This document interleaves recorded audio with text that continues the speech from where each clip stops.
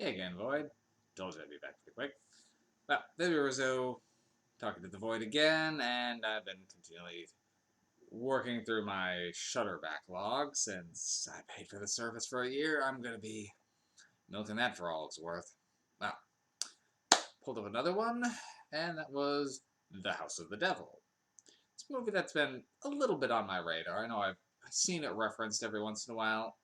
At least I think it is the one I've been seeing. Because there's a couple movies that have devil in the title that I've heard good reviews for, so I'm just wondering if this was it.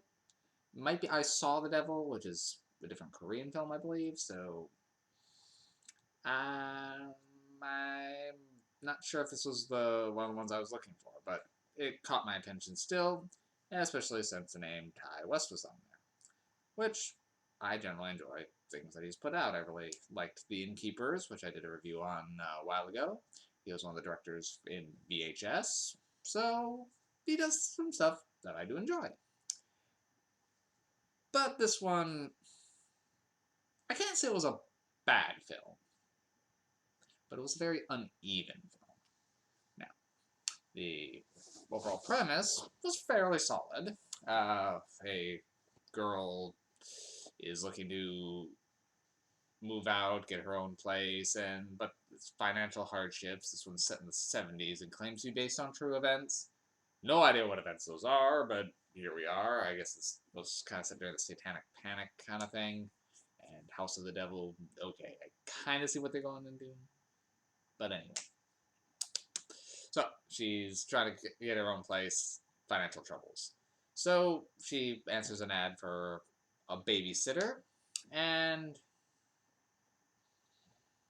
after some weird phone tags and going way out, she accepts it for an exorbitant amount of money, especially as it's been revealed to her that it's not actually a child she's looking after, it's going to be an elderly woman, but she should just stay up in her room, so it should be fine, and she's paid $400 for a couple hours of work just to stay here and just make sure there's no emergencies on the night of the full eclipse. Her friend is really suspicious, but drives her out there and is going to wait around nearby and then come pick her up at the end. And devil stuff happens. It's really the best way to say it. As as the night progresses, things just seem to start unsettling her slowly, and not so slowly until she starts panicking, and then she's chased down, and they try to do a satanic ritual with her.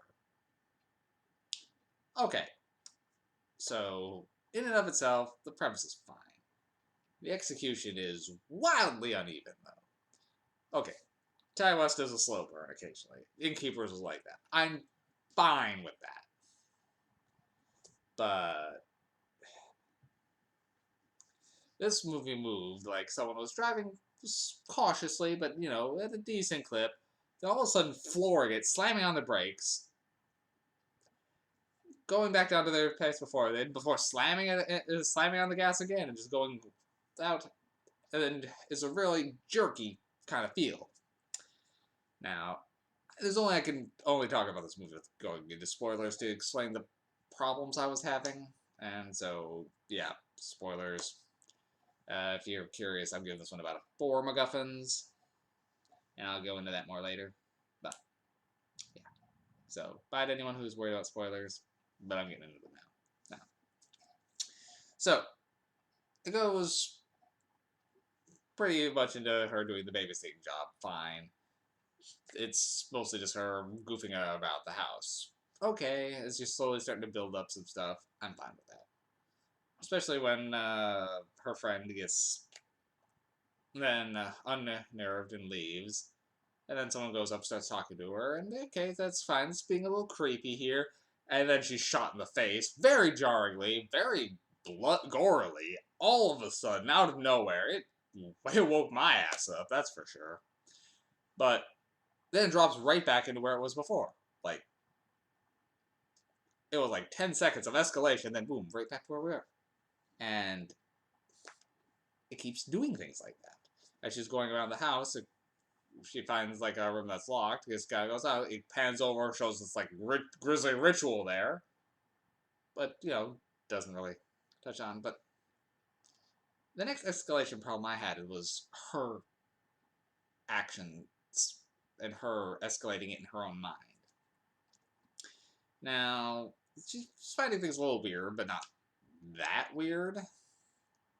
But she's just dancing about the house, listening to her music, knocks over a vase. Okay, oops, accidents happen. But if she panics to clean it up before anyone notices, or at least get it heads up, she ends up opening a closet and finding some like pictures of a different family who's supposed to live here. And then she immediately panics, like thinking that something's wrong. Which, okay, it's a little weird, but really, these people have already announced they just moved in here, so it really could have just been some stuff left over from the last family without anything that suspicious. I mean, I think it was trying to hint because the same car was in the picture there that something was off, but she seems to just jump to conclusions wildly here. So I was at first had a second to try to figure out why she was panicking.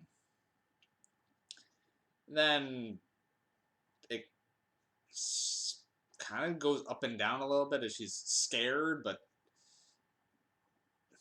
like she slowly notices. This is kind of what it's doing okay with. She's noticing one thing after another that's a little bit weird and off, and the escalation's going fine here, but because it's been so rocky up to this point, it just feels like this should have been happening all along rather than just all at once now after things have. The audience has already been escalated, even if the character hasn't. So it gets really uneven at that point. And another thing, okay. So it's clear that the cult was trying to lure this girl in for some sort of weird sacrifice thing. Fine. Great. Luring in a babysitter to do that. Perfect. Problem I'm having is the cover story this family gives, which... Okay, so they're trying to lure in a babysitter to ritually sacrifice. Fine. Now, they are going out of their way to get one to come out to their place, and they were having problems listing elder care, so they just claimed it was a babysitter job.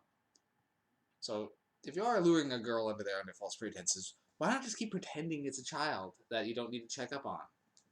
Why now suddenly tell her, okay, it's actually an old lady? Because that causes her to almost leave. And apparently, from what they're saying, someone else already bailed on them for it. So, it's... Why have this complication in there that doesn't make any sense? It's... I mean, it gives you more screen time with the family there, which the acting was solid, but just I can't see why they're needed to. If they're going to be lying already, why not just stick with the kid's story because that's easier to lure someone in with, which they knew. So why then tell the truth when that's not even all that accurate? Their grandmother she's supposed to be looking after is actually some deformed cult leader, ritual master. So why even bring her up? I don't know. Or even just call it house sitting. You could have done that. I don't know. So all these problems just kept eating in my mind, and well, the characters were, she was likable. Her friend 50-50, she wasn't bad, and the husband and wife that owned the house, they were great. It just, because of the problems I've had, it was hard to sink into this one, just because the pacing was just so erratic. The gore effects were fine when they were there, but they'd come out of nowhere and be gone again so quick, it would just leave you feeling more whiplash than anything, and not, which can work, but it just did not here.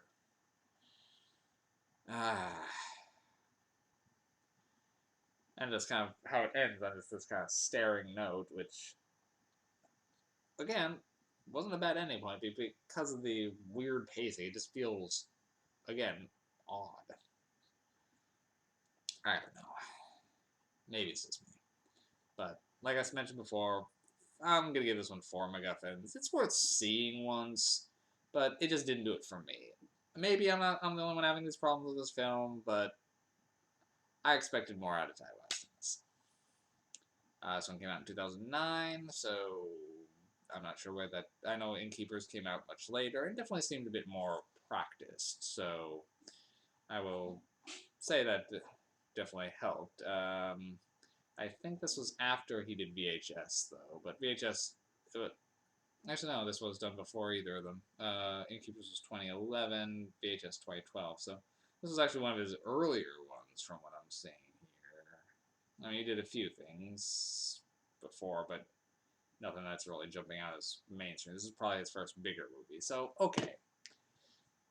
Maybe it was just a...